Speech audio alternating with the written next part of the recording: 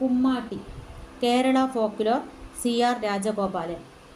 തൃശ്ശൂർ ജില്ലയിലും പരിസരങ്ങളിലും ഓണക്കാലത്ത് ആർപ്പു വിളിച്ച് വില്ലു കൊട്ടി വീടുകൾ തോറും കയറി ഇറങ്ങി കുട്ടികളും ചെറുപ്പക്കാരും അവതരിപ്പിക്കുന്ന നാടോടി കലയാണ് ദേശക്കുമ്മാട്ടി.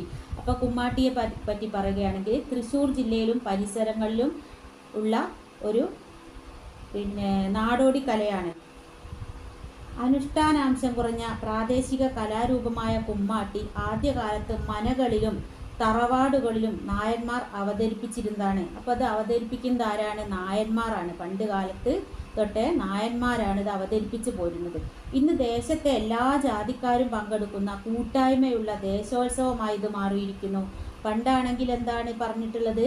തൃശ്ശൂർ ജില്ലയിലും പരിസരങ്ങളിലും ഓണക്കാലത്ത് ആർപ്പ് വിളിച്ച് വില്ലുകൊട്ടി വീടുകൾ തോറും കയറി ഇറങ്ങി കുട്ടികളും ചെറുപ്പക്കാരും ഒക്കെ അവതരിപ്പിച്ചിരുന്ന നാടോടി കലയായിരുന്നു ദേശക്കുമ്മാട്ടി. ദേശങ്ങളിൽ മാത്രം അല്ലേ, ഒരു പ്രത്യേക ദേശങ്ങളിൽ മാത്രം അനുഷ്ഠിച്ചിരുന്ന ഒന്നാണെങ്കിൽ ഇപ്പം അതെങ്ങനെയാണെന്നാ ഇന്ന് ദേശത്തെ എല്ലാ ജാതിക്കാരും പങ്കെടുക്കുന്ന കൂട്ടായ്മയുള്ള ദേശോത്സവമായി ഇത് മാറിയിരിക്കുന്നു.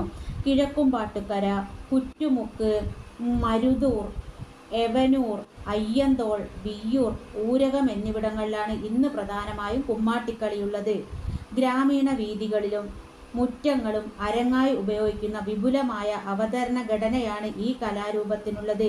അപ്പോൾ ഈ കലാരൂപം എവിടങ്ങളിലൊക്കെയാണ് ഉണ്ടാവുക വെച്ചാൽ ഗ്രാമീണ വീഥികളിലും മുറ്റങ്ങളും മറ്റുമാണ് അരങ്ങായിട്ടുള്ളത് കേട്ടോ. കാർഷിക സമൃദ്ധിയുടെയും ഗ്രാമീണ സംസ്കാര തനിമയുടെയും ആചാര സങ്കല്പങ്ങളാണ് ഈ വിനോദകലയ്ക്കുള്ളത്. അപ്പോൾ അതൊരു വിനോദകല കൂടിയാണ് കേട്ടോ.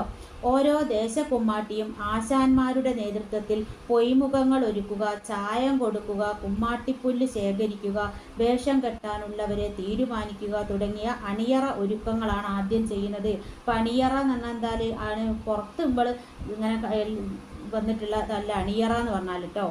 ഇവർക്ക് ഒരുങ്ങാനും ഇതിനൊക്കെ എന്താണെന്ന് വെച്ചാൽ ആളുകളെയൊക്കെ ഇങ്ങനെ തിട്ടപ്പെടുത്താനും ഒക്കെ ഒരു ആശാന്മാരുണ്ടാവും. ഒരു ഗുരുക്കന്മാരെ പോലത്തെ ആളുകളാണ് ആശാന്മാർ എന്ന് പറയുക. ആശാന്മാരുടെ നേതൃത്വത്തിലാണ് ഇതൊക്കെ ഒരുക്കാനുള്ള എല്ലാ ഇതും ചെയ്തു പോരുന്നത്. താൻ ഇന്ന വേഷം കെട്ടുകയാണെന്ന് ഓരോരുത്തരും നിശ്ചയിക്കുകയാണ് പതിവ്. അപ്പോൾ ഓരോരുത്തരും ഇന്ന് നിശ്ചയിക്കും, ഞാൻ ഇന്ന വേഷം കെട്ടിക്കോളാം, അല്ലെങ്കിൽ ഇന്നയാളാണ് വേഷം കെട്ടുന്നത് എന്നുള്ള തീരുമാനം എടുക്കുന്നത് എന്താ ഓരോരുത്തരും തന്നെയാണ്. പിന്നെ തള്ള, പന്നി എന്നീ വേഷങ്ങൾ ചിലർ ഓരോ വർഷവും സ്ഥിരമായി കെട്ടുന്നു. അപ്പോൾ ചില ആളുകൾ എന്ത് ചെയ്യും, ഞാൻ ഇന്ന വേഷം തന്നെ സ്ഥിരമായി കെട്ടു എന്നുള്ള ഒരു അതിലായിരിക്കും പ്രാവീണ്യം ഉണ്ടാവുക അല്ലേ, അതിലായിരിക്കും പരിചയം ഉണ്ടാവുക. അപ്പോൾ ചിലരെന്താ കുറേ കാലങ്ങളായിട്ട് ചില വേഷങ്ങൾ സ്ഥിരമായിട്ട് ചെയ്തു പോരുന്നവരുമുണ്ട്. ശരീരം മറയ്ക്കാനുള്ള ഔഷധ ഗുണമുള്ള പാർപ്പടക പുല്ല് തലേ ദിവസം തന്നെ ചെറുപ്പക്കാർ സംഘമായി ചെന്ന് ശേഖരിച്ച് പ്രത്യേക രൂപത്തിൽ മെടഞ്ഞു വയ്ക്കുന്നു. പുല്ലിൻ്റെ കട നടുവിൽ വരുന്ന വിധത്തിൽ തല രണ്ടു ഭാഗത്തേക്ക് മടക്കി വെച്ച് കാഞ്ഞിര വള്ളി കൊണ്ടാണ് ഇത് മെടയുന്നത്. ഈ അവസരങ്ങളിൽ ഓണപ്പാട്ടുകൾ പാടും. അപ്പോൾ നമുക്കൊരു ഉല്ലാസത്തിനൊക്കെ പാട്ട് പാടിയ ഒരു സന്തോഷമാണല്ലേ. ഈ അവസരങ്ങളിലൊക്കെ എന്ത് പാടും? ഓണപ്പാട്ടുകൾ പാടും. അപ്പം ഇവിടെ നാട്ടിലൊക്കെ തന്നെ ഓണപ്പാട്ടുകൾ നിങ്ങളൊക്കെ കേട്ടിട്ടുണ്ടാവും അല്ലേ. ഓണപ്പാട്ട് എന്താ, പൂവേ പൊലി പൂവേ പൊലി എന്നുള്ള പാട്ടൊക്കെ നിങ്ങൾ കേട്ടിട്ടുണ്ടാവും. അപ്പോൾ ഇവിടെ എന്താ, പിറ്റേ ദിവസം രാവിലെ മിക്കവാറും രഹസ്യമായ ഒരിടത്ത് വെച്ചാണ് കുമ്മാട്ടി വേഷങ്ങൾ കെട്ടുന്നത്.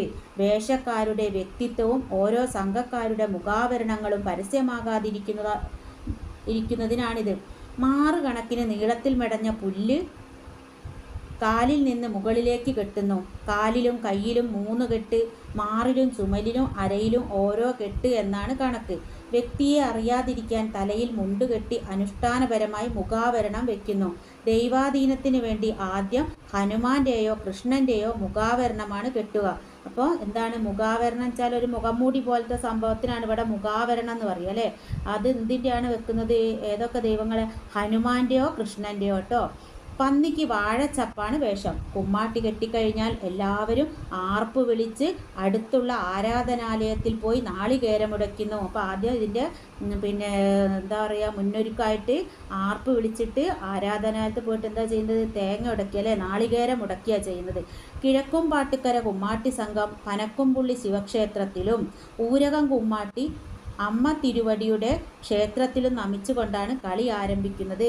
അപ്പോൾ ദൈവത്തിനെ പ്രാർത്ഥിച്ചും കൊണ്ടാണ് ഒരു വിഘ്നങ്ങളും വരുത്താതിരിക്കാനൊക്കെ വേണ്ടി നമ്മൾ ദൈവത്തിനെ ആദ്യം പോയി പ്രാർത്ഥിക്കുക അല്ലേ. അങ്ങനെയാണ് ഇത് തുടങ്ങുന്നത്.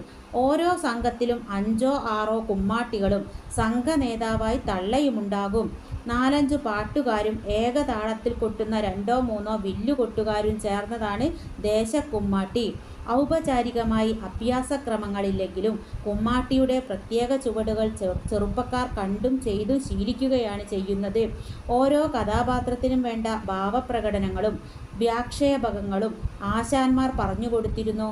തിത്തോ തിമൃതോ തീയത്തോ എന്ന കുമ്മാട്ടി വായ്ത്താരി പാടി കൈകൊട്ടി പാടുന്നവർക്കൊപ്പം കളിക്കുകയാണെങ്കിലും കഥാസന്ദർഭത്തിനനുസരിച്ച് ആംഗ്യങ്ങൾ കാണിക്കുന്നതിനും പകർന്നാടുന്നതിനും പന്നിയെ നായാടിപ്പിക്കുന്ന പന്നി മറച്ചിലെന്ന അഭ്യാസ സന്ദർഭങ്ങൾ അഭിനയിക്കുന്നതിനും പരിശീലനം ആവശ്യമാണ്. അപ്പോൾ ഇതിലുള്ള പന്നിയെ നായാടിപ്പിക്കുക ഒക്കെ പറഞ്ഞാൽ പന്നി മറച്ചിൽ എന്ന് പറഞ്ഞതൊക്കെ എന്താണ്, അതിനൊക്കെ കുറച്ച് പരിശീലനം ആവശ്യമാണ്, അഭ്യാസങ്ങൾ പ്രകടിപ്പിക്കാൻ വേണ്ടിയിട്ട് കേട്ടോ.